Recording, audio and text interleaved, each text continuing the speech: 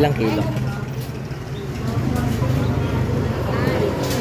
Ilang kilo? 4.7. 4.7, nalo. Uwi na ako.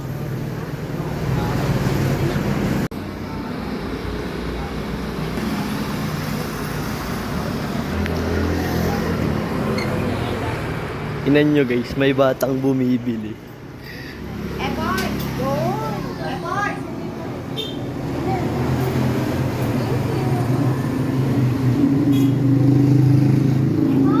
Ay, ano yan? May batang bumibili.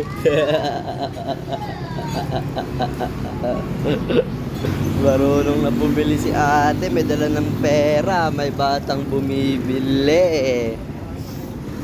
Yung guys, nandun sila sa loob. Yun, dun sa loob. Kasi aircon dun, aircon. Tayo kasi crowded sila dun eh. Siyempre, yung mga baby muna dapat talaga yun nandun, tsaka yung nanay lang. Eh, mga tatay, sa labas tayo. Sobrang init ngayon.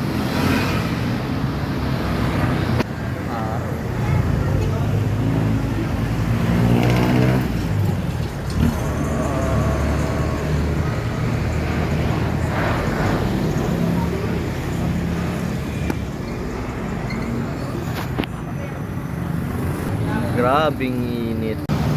Okay guys, dito na si Doc. Waiting daw, unahin daw yung mga vaccine. Bali, pangalawa nga pala tayo sa vaccine ngayon guys. Kaya siguradong makaka-uwi din agad tayo. Antayin natin yung tawag sa kanila. Yun guys, dito nga pala tayo sa clinic ni Dr. Inosentes para mabakunahan na si ating baby sa tirag. Yan guys. Isa sa pinaka mga solid na doktor guys, punta lang kayo dito kay Doc Inosentes. Ay recommended po natin siya guys.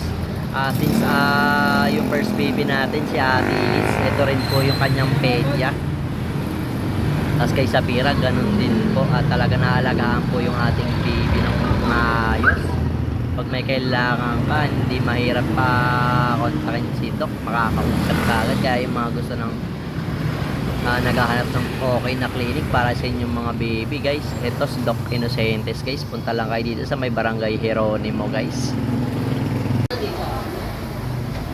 Guys, papasok na si Sapira, tuturuan na siya.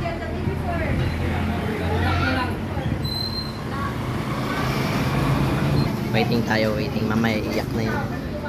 Sapira, pagtapos si Sapira, ikaw naman. May vaccine ka pa daw, sabi ni mama eh. Mama, tanong mo kay mama. May vaccine ka pa daw. Let's go, punta na tayo.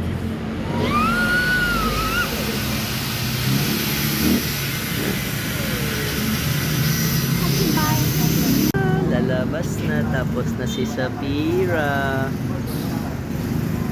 Nandun na sa loob. Ikaw na daw, Nick, sabi ni mama. Baba na, punta na dun. Saan? Dun, papa-injection na. May injection ka pa isa. Ito naman daw. Ayun na si Sapira. Tawag tayo ni mama. Ayos. Baka mo to. Baka mo, dyan ka lang.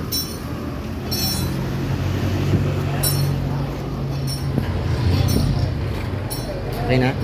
Tulog pa rin? Ha? Suglit lang umiyak. Wow. Nakamukhang buhay mo. Wow.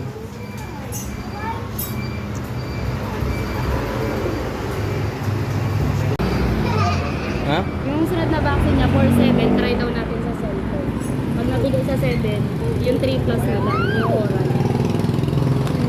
Aabot na 7,000 sana lang.